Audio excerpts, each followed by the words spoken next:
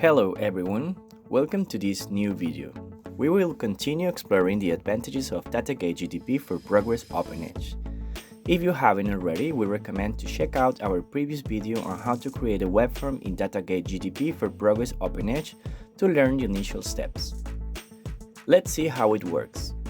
DataGate is a framework for Progress OpenEdge that facilitates creating web forms.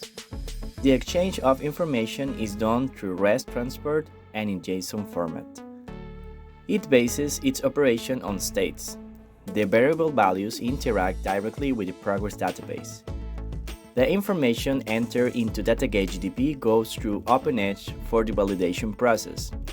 If the validation is correct, the data is published in DataGate GDP. Otherwise, the error message configured by the developer is displayed. Configuring this message is optional. The operation of DataGate GDP is straightforward. These are three levels of information: load, state, and database records. The initial load of form control is located first in the load procedure of the form, and if not found, it is looked for in the global load. On the other hand, the state change of any control is first searched for in the state procedure of the form, and if not found, is looked for in the global state of the application. The operating model of DataGate GDP optimizes development by allowing the reuse of components of controls in different forms. The optimization is reflected in the ability to create a control with specific functionality and give it the same name to work consistently in different forms. It allows for simplified maintenance since changes are made in one place instead of searching for and updating multiple instances of the same code. Furthermore, if required, you can use specific ABL code for the created form using load and state procedures. Now let's look at some of the functions that enable integration between DataGate and OpenEdge. We start with the retrieval of values from forms.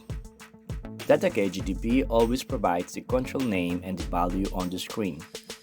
You can request any value from any control at any time through functions like getCurrentToForm.json directly from Progress. With the addRow function, you can load the list of values to display in a combo box and a search box. Using the addColumn function, you can load the list of values to display in a data grid.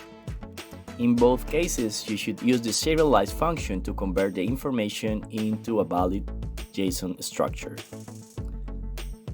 With visibility, you can enable or disable the control. It supports values such as normal, read-only, disable, not visible, hidden, and not touch.